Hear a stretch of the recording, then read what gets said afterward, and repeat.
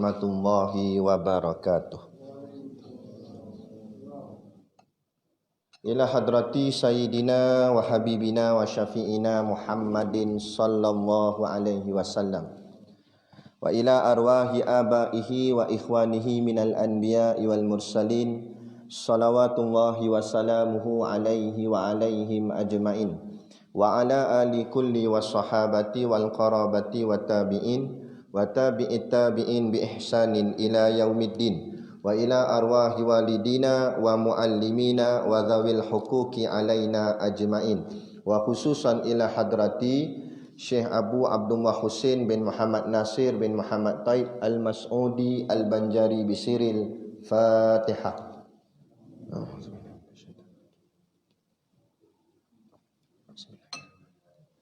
Alhamdulillah.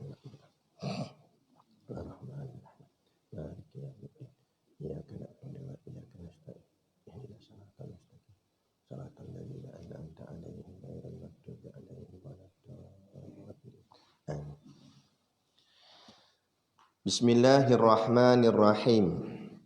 Alhamdulillahilladzi anzala ala abdihil kitaba wa lam yaj'al lahu iwaja. Ashhadu an la ilaha illallah wahdahu la syarikalah. Lahul mulku wa lahul hamdu yuhyi wa yumit wa huwa ala kulli syai'in qadir. Wa ashhadu anna sayyidana Muhammadan abduhu wa rasuluh. Allahumma salli wa sallim wa barik ala sayyidina Muhammad wa ala alihi wa sahbihi wa man tabi'ahu wa nasarahu wa walah. Subhanaka la ilma lana illa ma 'allamtana innaka antal alimul hakim. Rabbi shrah li sadri wa yassir li amri wahlul 'uqdatam min lisani yafqahu qawli wala haula wala quwwata illa billahil aliyil azim. Amma ba'd. Alhamdulillah, kita sama-sama panjatkan syukur kehadраtillah Subhanahu wa taala yang dengan limpah dan kurnianya diizin oleh Allah Subhanahu wa taala kepada kita pada malam ini untuk sama-sama kita menyambung lagi kuliah pengajian kita, iaitu kitab Hidayatus Sibyan yang lama dah tertangguh 4 bulan, 4 bulan lebih. Kitab pun tadi tak jumpa dah. Ada? ada. Baik. Tu bahaya berhenti lama lah. Baik.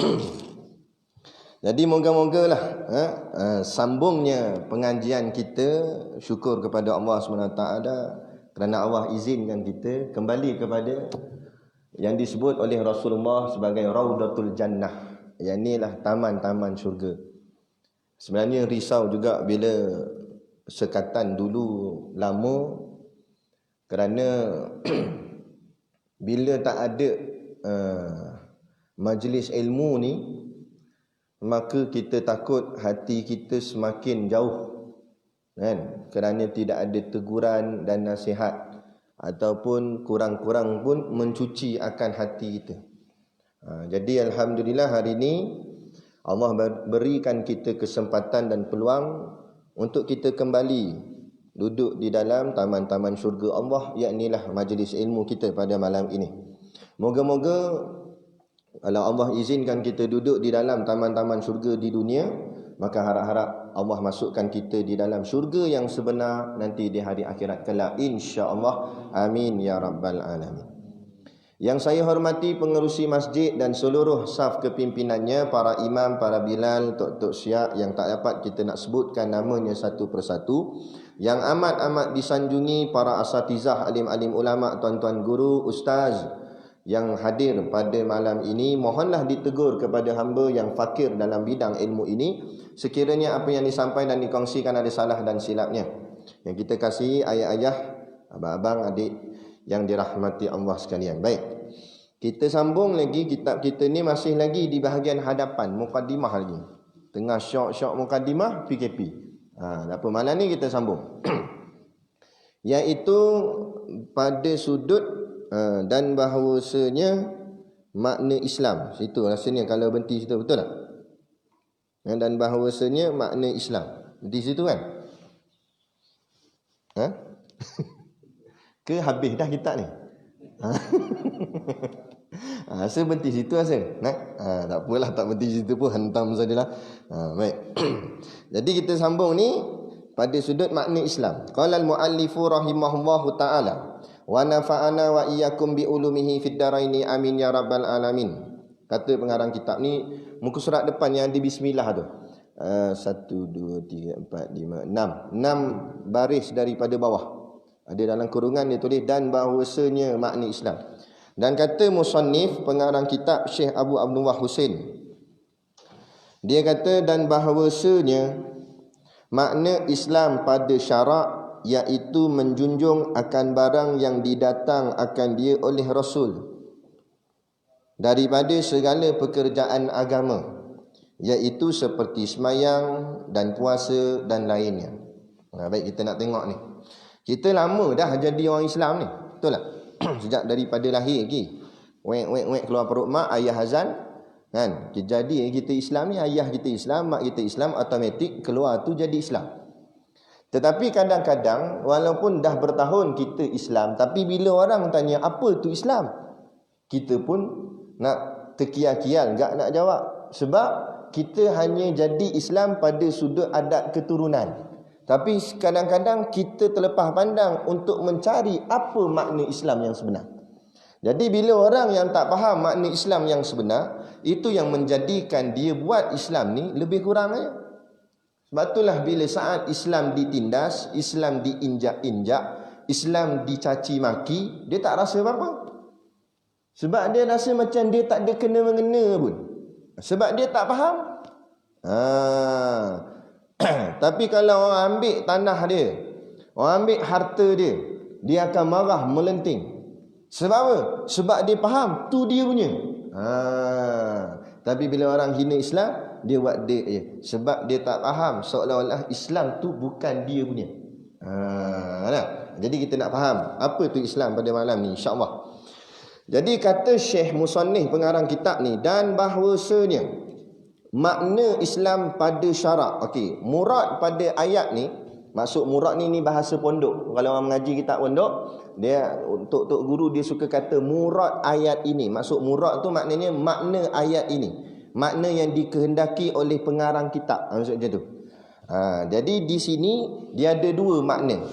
Memang menjadi kebiasaan dalam pengajian ataupun disiplin ilmu agama Islam ni, disiplin ilmu kita mengaji ni, setiap satu-satu term perkataan tu maknanya boleh dipecahkan kepada dua jenis. Satu disebut makna dari sudut lughah, yang kedua makna dari sudut istilah. Beza tu. Makna dari sudut lughah artinya makna dari segi bahasa. Maksud bahasa tu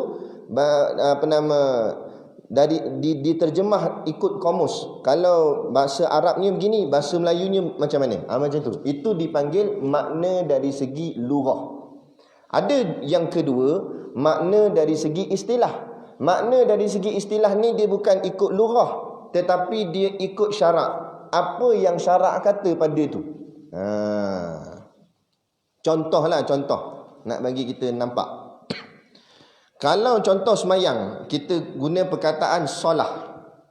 Kan? Biasa ni kita sebut solat. Kita orang Melayu sebut solat. Solat ni solat ni asal perkataannya adalah perkataan Arab, iaitu dipanggil as-solah ataupun solah. Solah ni bila kita maknakan dia dari segi bahasa, solah tu maknanya rahmat. Itu dari segi bahasa. Makna rahmat pula apa dia? Kasih sayang. Jadi solat tu adalah salah satu lambang pada sudut kasih sayang Allah pada satu-satu hamba. Sebab tu ibadat amal yang lain Allah beri ke Nabi melalui perantaraan wahyu malaikat Jibril alaihissalam. Tapi bila Allah nak beri solat pada Nabi, Allah tak hantar pakai wahyu. Allah tak hantar guna malaikat Jibril. Tapi Allah jemput baginda Nabi Muhammad SAW naik ke langit. Kerana Allah sendiri yang nak beri pada Nabi. Sebab tu solat tu besar. Sebab dia lambang kasih sayang. Kan? Sebab itulah tanda seseorang tu dikasih oleh Allah, maka Allah gemarkan dia dengan solat. Seronok dia dengan semayang. Tak boleh semayang berduka cita dia, sedih dia. Hari tu masjid tak boleh buka, tutup, tak boleh datang semayang jemaah. Sedih dia menangis di rumah. Kan? Ini menangis sebab KFC tak buka. Nah, menangis pasal dunia ni. Kita tak, biar kerana akhirat, kerana Allah. Itu makna solat dari segi bahasa. Makna solat dari segi istilah, dari segi syarak, barulah disebut aqwalun wa af'alun muftatahatun bitakbiri wa muhtatamatun bitaslimi bisyara'ita makhsusah. Apa dia? Makna solat dari segi syarak ialah beberapa perkataan yang disebut atau dibaca dan beberapa perbuatan yang dilakukan, dan dimulakan ia dengan takbir dan disudahi ia dengan salam dengan beberapa syarat yang tertentu. Itu makna solat dari segi syaraknya. Jadi begitu juga pada apa yang kita nak bincangkan pada malam ni, iaitu perkataan Islam tu sendiri. Jadi pada kitab ni kata Syekh, makna Islam pada syarak. Pada syarak tu maknanya pada istilah. Jadi sebelum kita pergi istilah, kita pergi lughah dulu. Islam dari segi bahasa tu makna apa? Islam ni asal perkataan dia salama, sin lam mim atau salima. Bukan salomar, nak salama. Yang artinya selamat. Salam tu selamat. Atau kita ucap salam, assalamualaikum. Maknanya kita mengucapkan selamat ke atas dia. Doa keselamatan untuk dia. Selamat apa dia? Selamat dunia dan selamat akhirat. Selamat dunia apa dia? Selamat dunia tidak terlucut akidah kita. Selamat akhirat dimasukkan Allah ke dalam syurga dan diselamatkan Allah daripada diazab dalam neraka. Tu makna selamat. Kita bukan makna selamat tak kena COVID, bukan. Bukan tak kena corona selamat dah. Kalau tak kena corona tapi ikut ayah pin, selamat tak? Nak selamat. Tak kena penyakit, sakit jantung, tak ada cair manis, tak ada apa, tak ada kencing apa, tak ada penyakit. Tapi ikut ajaran Syiah, selamat tak? Tak selamat. Kaya raya hebat, duit banyak, gaji besar, rumah banglo, 4 tingkat rumah, siap ada kolam renang belakang rumah. Kan? Tanah luah ni berbidang-bidang tanah milik dia. Strawberry tak payah kata dah, memang milik dia dah. Hebat dah. Tetapi kafir, Hindu agama atau Kristian atau Buddha, dah selamat tak? Tak selamat. Kita nampak selamat dunia ni, selamat aku tak kena penyakit.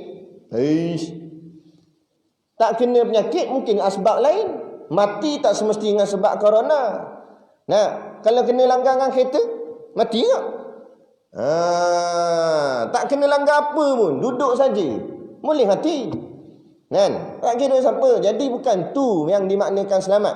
Makna selamat ni akidah kita tak songsang masa hidup atas dunia ni. Biarlah macam mana orang jadi sesat pun kita tak sesat. Orang macam mana jadi kelang kabut akidah dia, kita tak. Kita steady dengan akidah ahli sunnah wal jamaah. Tu makna selamat. Sebab apa saya cerita gini? Saya dengar sendiri kuliah yang disampaikan oleh Tuan Guru Haji Abdul Hadi Awang di Rusile. Kata Tok Guru Haji Hadi, dia baca sepotong hadis yang maksudnya lah, yang mafhumnya. Dia kata nanti di padang mahsyar akan ada satu orang hamba. Ni berdasarkan hadis, dalam hadis tu cerita. Akan datang satu orang hamba ni, dosa dia terlampau banyak. Bila dibuka buku catatan amal dia bahagian kiri ni, bahagian dosa, menjela-jela panjang dosa dia. Sampai tak tahu mana hujung, panjang sangat, dosa terlampau banyak. Bahagian amal tak ada pula tu, bahagian pahala tak ada. Kebaikan ada sikit sangat tak ada. Jadi hamba ni mula berputus asa. Dia kata, ya Allah, apalah nasibku hari ni. Tak ada apalah yang nak boleh selamatkan aku dah. Dosa aku terlampau banyak, ya Allah. Banyak sangat. Tak apalah nak buat macam mana dah, dia kata. Berserah dah, boleh buat macam mana. Dah padang mahsyar dah, hari kiamat dah. Kemudian Allah tanya dia, Kamu buat ke dosa-dosa ni? Dia jujur. Dia kata, ya Allah, sungguh memang saya buat, saya ngaku. Lepas Allah tanya, tak ada amal kebaikan? Tak ada, ya Allah. Hidup kat dunia dulu banyak main, lawang. Tak ada, ya Allah. Kemudian Allah kata, wahai malaikat, cek dalam buku catatan amal dia, ada tak kalimah la ilaha illallah? Malaikat cek, ada. Nah, dia pernah zikir ke apa ke, ataupun dia yakin dalam hati dia bahawa tak ada Tuhan melainkan Allah semata-mata. Jadi bila jumpa tu, tapi ketah tu kecil Kata Allah, malaikat, ambil ketah yang tertulis kalimah la ilaha illallah ni, ketah tu kecil Dosa tadi banyak-banyak. Allah kata, ambil ketah ni, pergi timbang di atas neraca timbangan, letak di bahagian amal. Hamba ni sekali lagi dia putus asa. Dia kata, ya Allah, apa nak buat sekadar ketah yang kecil ni, sedangkan dosa aku panjang lebar, ya Allah. Ni setakat ketah kecil ni dah boleh buat apa?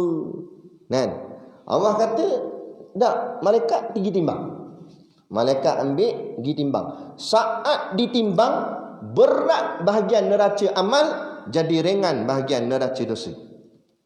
Kerana kalimah la ilaha illallah. Sebab tu kita pesan, tak apalah kita dosa jahat kita macam mana pun, tapi tolong jaga akidah kita. Jangan bagi terlucut daripada hati kita. Yang ni jaga-jaga sangat. Sebab tu hati-hati mulut ni bila bercakap. Kan? Mu nak sokong parti mana lantaklah, tapi jangan menghina hukum Allah. Bila hina hukum Allah, terkeluar sudah kamu daripada akidah Islam. Bila terkeluar akidah Islam, biar mu baik macam mana pun, kopiah atas kepala 4 lapis kopiah. Hebat macam mana sekalipun, tapi bila akidah sudah tercabut, kamu seangkatan dengan orang kafir duduk dalam neraka selama-lamanya. Jadi tolong jaga yang ni. Waktu kita nak faham. Sebab tu Islam tu maknanya selamat. Kenapa? Siapa yang ikut Islam, dia akan selamat. Selamat dunia dan selamat akhirat.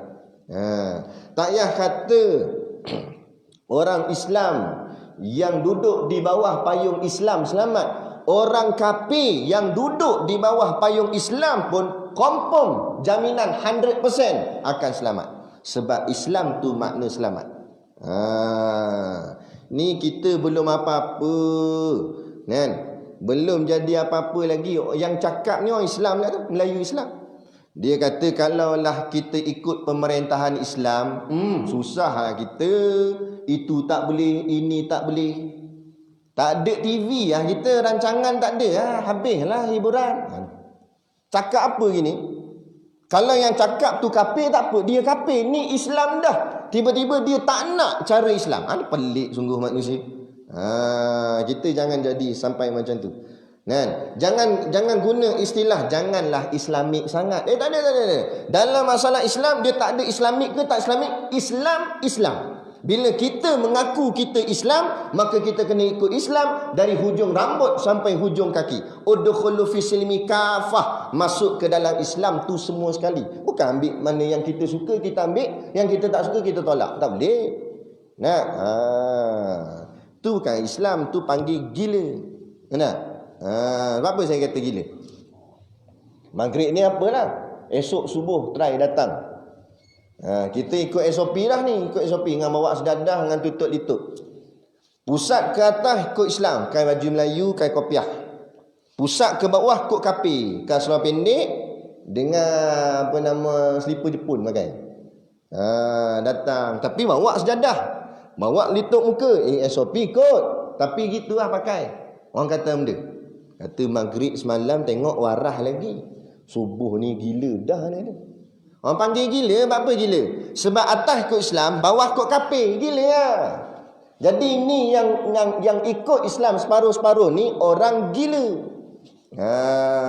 Cumanya tak boleh masuk Tanjung Rambutan lah. Sebab dia bukan gila jaga jalan tu.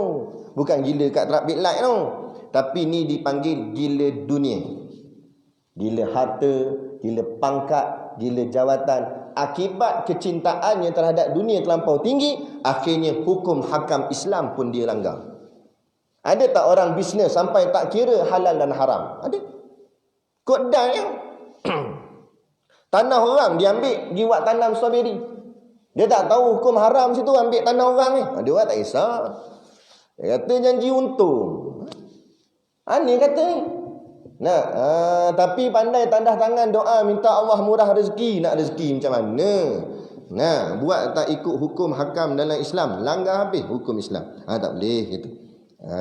Jadi itulah makna Islam dari segi bahasanya, maknanya makna selamat. Jadi moga-moga kita yang duduk bersama dengan agama Islam ni, kita selamatlah, selamat dunia dan selamat akhirat. Kemudian dari segi syarak, kata Syekh, maknanya dari segi istilah, apa makna Islam dari segi syariatnya, dari segi hukum hakam agamanya. Kata Syekh, makna Islam pada syarak iaitu menjunjung akan barang yang didatang akan dia oleh Rasul. Kita baca habis dulu.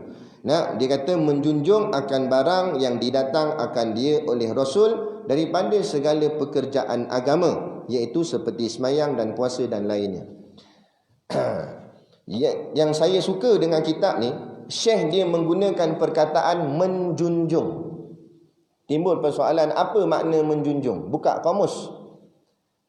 Kenapa dia tak kata membawa dan sebagainya, tapi dia guna perkataan junjung? Kerana makna junjung ialah kita meletakkan suatu tu lebih tinggi daripada kepala, tu panggil junjung. Kalau kita angkat ni bukan junjung, ini angkat atau bawa. Tapi bila letak atas kepala gini, tu baru panggil junjung. Jadi maknanya yang Syekh nak masukkan dalam kitab ni, bahawa meletak Islam tu lebih tinggi daripada kepalamu. Mana letak paling tinggi, al-Islamu ya'lu wa la yu'la alaih. Islam tu paling atas dan tak ada yang lebih atas daripada Islam. Tu maksud dia. Dan lagi makna Syekh lagi, bila disebut junjung dalam anggota badan kita ni, keseluruhan anggota badan kita, apakah yang paling sekali kita jaga? Tak lain mesti kepala. Sebab tu polis, undang-undang dalam trafik, dia suruh pakai helmet. Dia tak suruh pakai baju perisai. Dia tak suruh pakai boot besi, tak ada. Dia kata helmet pakai. Sebab apa? Sebab nak jaga kepala. Sebab benda lain kalau putus, insya-Allah kalau ada hayat, hidup lagi. Putus tangan, boleh hidup lagi. Putus kaki, boleh hidup lagi. Putus paruh badan pun, ada orang boleh hidup lagi. Tapi kalau putus kepala, hidup tak? Ada dah. Mana tak ada. Hidup lagi ustaz dia tu. Dia cuma tak ada kepala je. Tak ada kepala mampu lah, matinya. Hidup apa lagi, tu zombie nama dia. Habis. Sebab tu kepala sangat penting. Tiba-tiba kata Syekh, Islam itu kamu junjung dia. Bila junjung, maknanya kepala ni paling penting dah dalam diri kita. Tiba-tiba Islam lagi tinggi daripada kepala yang kita jaga sangat ni. Maknanya Islam lebih tinggi nilainya daripada nyawamu sendiri. Dia bila faham yang ni yang istilah sanggup mati untuk Islam. Sebab apa? Islam lebih tinggi daripada nyawa kita, daripada darah daging kita. Kerana ia agama. Ini orang buat himpunan Pahmayang Jumaat dululah, ini cerita dulu sebelum PKP. Buat himpunan Pahmayang Jumaat kerana solidariti nak mempertahankan Rasulullah. Sebab ada orang hina Nabi. Jadi kita himpun, bukan lama sangat, himpun sebagai tanda sokongan kita pada baginda Nabi. Kurang-kurang pun. Sebab tu kita dengar asatizah kita nak pesan apa, nak nasihat apa. Duduk sekejap lah. Dah. Habis Assalamualaikum main Jumaat, lompat terus atas motor. Kita kata gimana? Minta maaf Ustaz, kerja. Maknanya kerja dia lebih penting daripada Rasulullah. So kalau di padang mahsyar nak minta syafaat Nabi, kalau Nabi jawab, minta maaf saya ada kerja. Macam bukan main nak syafaat Nabi, tapi nak tahan Nabi alasan kerja. Dah macam lah kalau hari tu kita datang lewat ataupun ponteng kerja hari tu, takkan bos sampai nak berhentikan kerja. Paling tidak dia marah je. Kenapa lepas tengah hari, lepas Jumaat kamu tak datang office? Cakap minta maaf tuan. Saya pertahankan Nabi saya. Nabi saya lebih penting daripada bos sendiri. Awak gitu. Tak takut. Sebab apa? Sebab Nabi bukan di hati dia, tapi Nabi di tapak kaki dia. Dia buat Nabi ni lebih kurang. Tapi bila dipandang YB, kan? Tu habis jadi rosak agama. Inilah kita sebab tak bersungguh dengan jalan Islam tu sendiri. Jadi kalau gitu betulkan balik. Buat bagi elok. Letaklah Islam ni paling atas. Kan? Tak apalah tak hantar anak sekolah agama. Tapi yang jadi masalah, kenapa kamu nampak sekolah akademik, sains, matematik lebih baik dan lebih elok daripada sekolah agama? Tu yang jadi salah. Tak hantar memang tak jadi wajib. Yang wajibnya kena belajar agama, tu wajib. Tapi tak nak hantar anak sekolah agama, tapi kalau dia belajar agak agama, tak apa. Bukan suruh pun. Tetapi hati tu.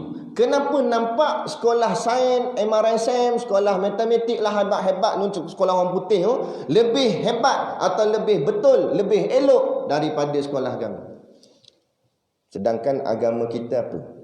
Tuan-tuan, ni saya cerita serius. Kita renung sama-sama malam ni. Andai kata malam ni matilah kita, bukan doa, andai saja. Andai kata mati, masuk dalam lubang kubur, malaikat muka nakir tanya, ma dinuka?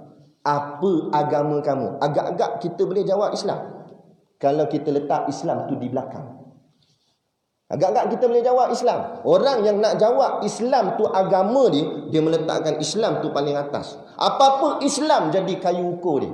Nak buat apa pun, nak beli rumah, Islam dia letak dulu. Macam mana Islam letak dulu? Rumah aku dekat tak dengan masjid? Supaya senang aku nak pergi masjid. Tak, kita cari rumah yang dekat dengan pekan. Sebab senang nak beli makan. Sebab kita mentaliti hati otak kita ni dunia. Jadi lepas ni panjang isyak, jangan sebut dah Allahu Akbar. Sebut ad-dunya akbar. Sebab yang kita besarkan dalam hati dunia. Panjang isyak lagi.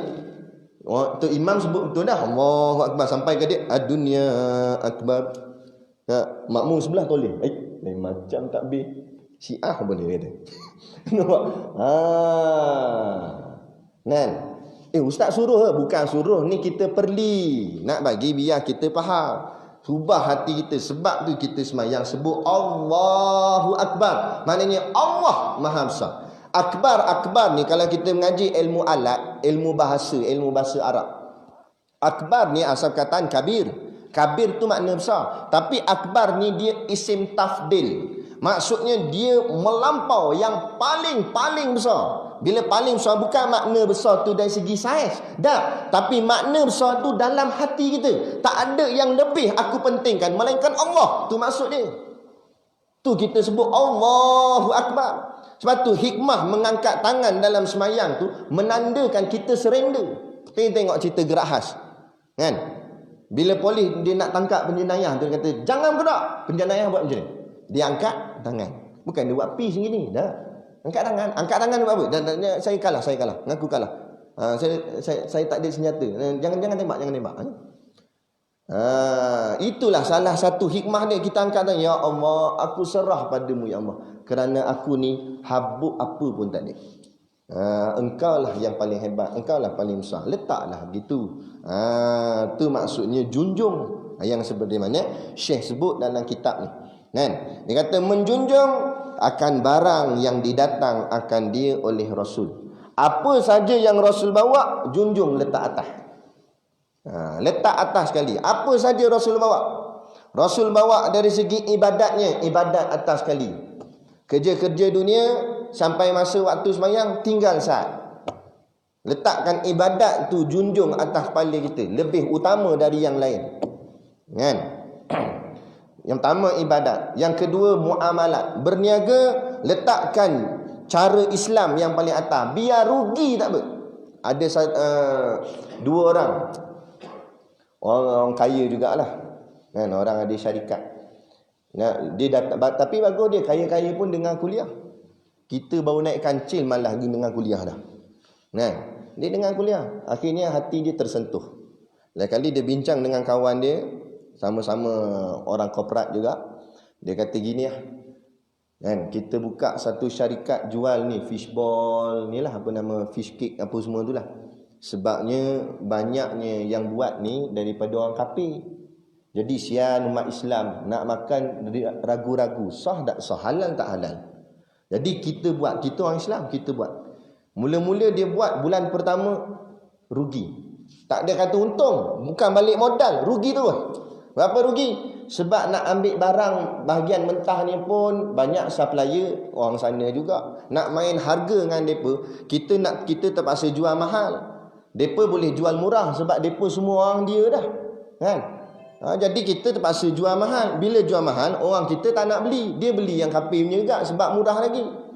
Lah kali nak bagi kat orang kita beli barang itu, terpaksa turun harga. Bila turun harga, untung tak ada. Rugi. Bukan sikit-sikit, kat 6 bulan rugi. Dia buat tu 6 bulan rugi. Nah, tapi dia kata tak apalah, aku sanggup korban kerana Allah. Nah, aku sanggup korban. Alhamdulillah Allah buktikan bulan yang ke-7 baru ada untung sikit. Bulan ke-8 makin naik, makin naik. Bulan 9 lagi naik. Itu. Pengorbanan apa yang kita boleh buat untuk agama ni? Itu yang dikatakan dari segi muamalatnya, letak Islam di atas. Biar rugi tak apa. Biar rugi tak apa. Kerana biar kita rugi dunia tapi kita untung akhirat, daripada untung dunia tapi rugi akhirat. Yang ketiga, biarlah letak junjungan Islam tu dari sudut munakahatnya. Nikah kahwin biar letak Islam atas tadi. Bukan diikut cara-cara barat. Ini banyak dah cara perkahwinan tu ikut cara barat. Dari segi pakaian, out dah dengan pakai kut bagai. Memanglah tutup aurat. Bahagian lelaki, bahagian perempuan tak dedah dada ni, nampak ni. Dada-dada. Lepas tu ada budak-budak tadika duk pegang kain kat belakang. Kain kau main panjang jela-jela. Pegang kain. Kalau saya dah jadi budak tu, bukan pegang, tarik tu kain tu. Ada muka dia. Dia nak ambil mana ni? Ambil mana? Belajar kat mana? Orang suruh datang dengan kuliah maghrib, bukan lama pun, bainal maghrib wal isyak, untuk kita mendapat pencerahan agama kita macam mana. Tak, pergi tengok TV. Akhirnya TV tu jadi tok guru dia. Belajar melalui drama tu lah. Apa saja drama tu buat, dia buat lah dalam kehidupan dia. Akhirnya buat tidak ikut cara yang ulama ajar. Ni dari segi munakahatnya. Dan yang keempat, jinayat. Meletakkan undang-undang Allah lah paling atas daripada segala undang-undang yang lain. Kita dah 50 tahun lebih dah merdeka, tapi masih lagi tak berjaya meletakkan undang-undang Islam di atas sekali. Tak yang kata undang-undang, mahkamah syariah pun bukan atas sekali. Betul tak saya cakap? Mahkamah syariah pun bukan atas sekali. Padahal syariah tu mana? Syariah tu Islam lah tu. Tu mahkamah Islam. Patut mahkamah Islam lah segala-galanya. Dia paling atas sekali. Tak boleh juga. Puluhan tahun. Kan? Jadi merdeka kot mana kita ni nak sambut ni merdeka belah ni? Merdeka kot mana? Faham tak makna merdeka tu? Merdeka ni sebenarnya dia ditulis dalam tulisan Rumi, tulisan Jawi, bukan Rumi. Bukan MERDEKA, bukan merdeka. Tapi dia tulis mim ra ya dal kaf alif, merdeka. Kenapa dia tulis dalam tulisan Jawi ni? Kerana setiap huruf tu ada makna. Mim tu artinya mengikut, ra tu rasul, dal tu dan, ya tu yakin, kaf tu kepada, alif hujung sekali Allah. Jadi mim ra dal ya kaf alif, merdeka, artinya mengikut rasul dan yakin kepada Allah. Tu baru merdeka sebenar. Bukan merdeka berarak, askar kita kebal, bukan. Merdeka sebenar ialah kita ni bebas untuk melaksanakan hukum hakam agama kita di atas tanah ni. Sebab tanah ni milik kita umat Islam, orang Melayu Islam. Tiba-tiba nak tanah milik kita, tapi nak buat satu-satu keputusan kena tanya orang kafir dulu. Kok mana jadi begitu? Itu sebenarnya kita belum sebenarnya merdeka yang sebenar dari segi makna hakikat sebenar. Kan? Merdeka laum je lah. Merdeka ni bebas daripada cengkaman, bukan cengkaman penjajah je, cengkaman kekafiran. Duduk di bawah cengkaman Allah. Beralih daripada cengkaman kafir, duduk di bawah cengkaman Allah. Nak duduk di bawah payung Allah, duduk di bawah genggaman Allah. Tu maksud sebenarnya. Ada. Kena pula ma'al hijrah pun dekat juga dengan hari merdeka. Ini biar kena. Merdeka tu atas jalan hijrah. Kita hijrah daripada duduk di bawah cara kafir, hijrah kepada cara Islam yang sebenar. Bebas untuk kita melaksanakan cara Islam kita yang sebenar. Ada.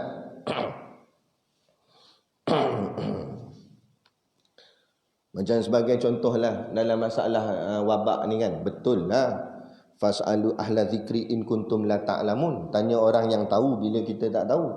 Nak kita rujuk pakar kesihatan. Tetapi kita kena letak juga barisan ulama di hadapan sekali, bukan barisan keselamatan sahaja. Sebab Islam yang memayungi semua. Tapi tak, hari ini kehidupan kita, Islam tu sebahagian cabang saja. Dia bukan payung, dia sebahagian cabang. Nah, sama tak dalam pelajaran kolej-kolej anak-anak kita mengaji dah. Kalau orang mengaji bidang engineering, bidang doktor, dia tak ada bidang agama. Kan? Saya bekas orang mengaji bidang engineering. Memang tak ada bidang agama. 6 tahun, 3 tahun diploma, 3 tahun degree. 6 tahun saya duduk di Perlis. Mujur tak jadi Wahbi. Kan? Duduk Perlis tu mengaji tu tak ada langsung subjek agama. Ada paling kuat pun Titas. Titas ni pelajaran tamadun Islam. Dia belajar bidang sejarah je. Sejarah macam mana Islam boleh berkembang tu. Tapi fardu ainnya tak ada. Tauhid, fiqh, tasawuf tak ada. Lepas tu tak pelik mahasiswa-mahasiswi keluar, kita tanya sifat 20, dia jawab. Tak boleh. Ada satu, tapi ni bukan mahasiswa lah. Ni dah pangkat nenek lah. Ada satu nenek tu, dia datang jumpa Tok Guru saya. Dia tanya, Tok Guru, Tok Guru cerita tentang sifat 20. Dia pun tanya, sifat 20? Menatang apa dia tanya? Menatang ni dia. Maknanya tak tahu langsung apa tu sifat 20. Tak mengaji langsung soal akidah.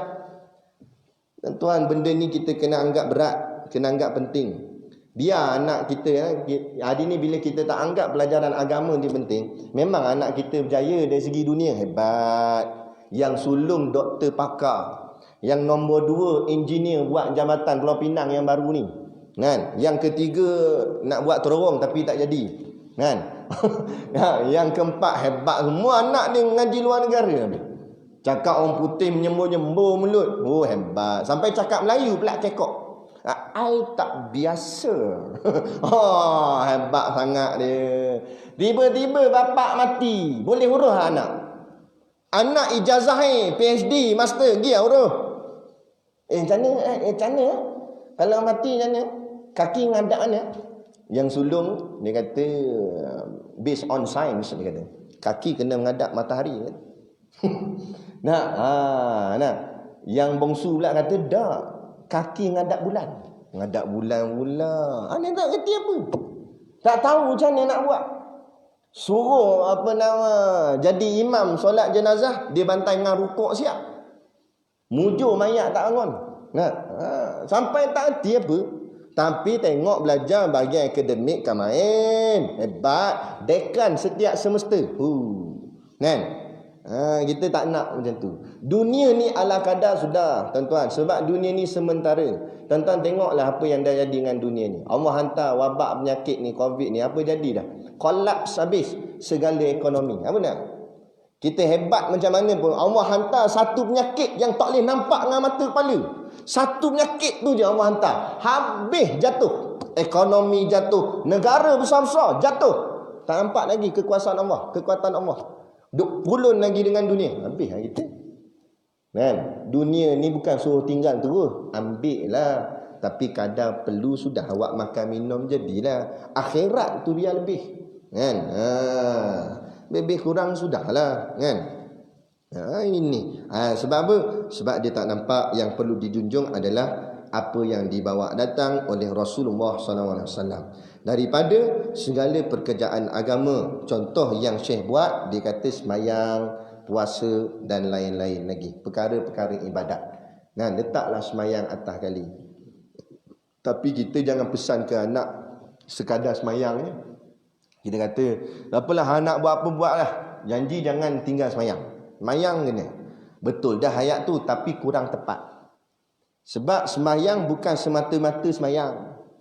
Kalau semata-mata semayang, Allah tak bagi ancaman. Fawailul lil musallin. Allah kata, neraka wel bagi orang yang semayang. Padahal dia semayang dah kan. Musallin tu orang semayang. Tiba-tiba Allah ancam neraka orang semayang. Macam. Sebab apa? Sebab semayangnya main-main. Semayangnya tak ikut rukun. Semayangnya tak betul. Kok hentam habis. Ini yang berlaku hari ni. Sebab tu kita tak pelik. Ramai je, ada je orang yang semayang. Anak Melayu Islam. Yang tak semayang pun ramai juga. Tapi ada juga yang semayang. Tapi semayang-semayang jahat juga perangai. Sebab dia tidak mendirikan semayang. Dia cuma semayang. Sebab tu kalau kita baca dalam ayat Quran ataupun hadis Nabi, bila ada perkataan as-salah, maka sebelum perkataan as-salah tu akan ada perkataan qama atau aqimu. Aqimus salah. Kenapa disebut akimu? Akimu tu ambil daripada perkataan qama yang iaitu artinya diri. Mendirikan semayang. Dirikanlah solat. Kenapa disebut diri? Kerana solat itu ada hak-haknya yang perlu ditegakkan. Ada hak-haknya yang perlu didirikan. Rukun-rukunnya. Bukan sekadar semayang ikut-ikut orang je. Dah. Kalau semayang ikut-ikut orang, dia tak jadi apa. Dia jadi macam senaman je lah. Naik, turun, gergak, gergum. Kan gitu. Nak biar ada setiap dirinya tu apa maknanya, rukuk tu apa maknanya, sujud tu apa maknanya, biar jelas. Kenapa kita buat semua tu? Kan? Itulah berhajat kepada ilmu. Bukan main buat je. Dia ada dengan ilmunya. Bila ada ilmu barulah buat tu kita buat dengan kefahaman, bukan buat dengan ikut-ikutan. Kalau ikut kapil ikut, kita tengok itu mula-mula wabak ni mula tersebar dekat negara Cina. Bila umat Islam yang orang Cina Islam semayang kat masjid, Cina-Cina kapil yang bukan Islam ni dia ikut juga duduk belakang. Dia tengok kawan tu rukuk, dia pun rukuk kat papi suara pendek. Kalau ikut baru setara kapil pun boleh ikut. Kita nak faham kenapa rukuk. Rukuk tu tanda apa? Sujud tu kenapa kita sujud? Biar jelas. Barulah kita buat tu dengan kefahaman. Barulah dia akan timbul di hati ni. Barulah akan timbul nur, cahaya ibadat, cahaya Islam tu. Bila ada cahaya Islam, barulah dia terselamat daripada segala fitnah. Penyakit ni tak apa tuan-tuan. Bukan kita nak kena COVID. Tak, saya pun tak nak. Kan? Tapi kalau terkena gak, tak nak buat macam mana? Mungkin itu asbab kematian kita. Kalau tak COVID pun asbab lain Allah bagi. Kencing manis, sakit jantung.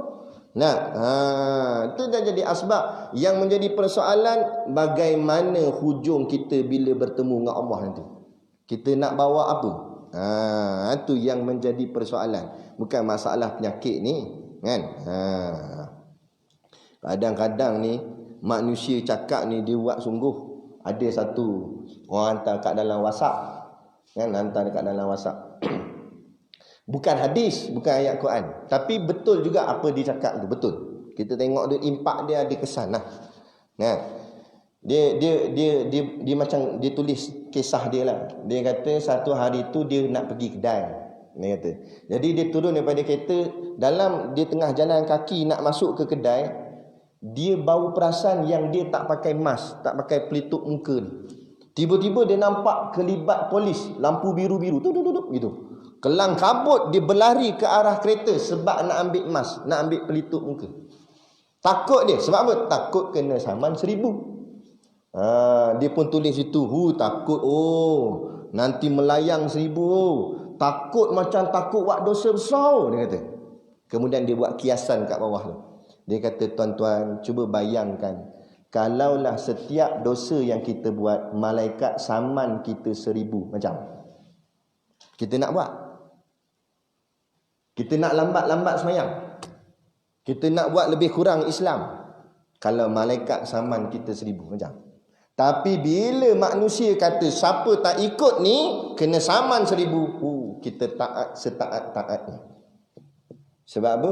Sebab kita makrifah manusia, kita tak makrifah Allah. Allah kata, mu tak semayang ni duduk dalam neraka sakar, dipecahkan kepala. Waduh. Tak tutup aurat ni dibakar dalam api neraka Jahannam. Waduh. Buat tak kisah. Sebab neraka dia tak nampak. Nah, tapi duit 1,000 dia nampak. Jadi dia lebih kenal dunia, dia lebih kenal duit daripada kenal Allah. Takut-takut dalam lubang kubur nanti, bila malaikat munkar nakir tanya, "Man rabbuka?" Siapa Tuhan kamu? Dia pun jawab, "Ringgit Malaysia." Sebab dia kenal ringgit Malaysia daripada Allah. Dia takut duit dia melayang. Dia tak takut Allah nak jauhkan dia daripada rahmat Allah. Tapi dia takut manusia lagi, takut dunia lagi. Tu. Jadi kita jangan sampai jadi macam tu. Bunyi dah. Jadi kita berhenti sakat ni dan kita sambung kuliah subuh esok ada. Di kuliah subuh di bahagian rukun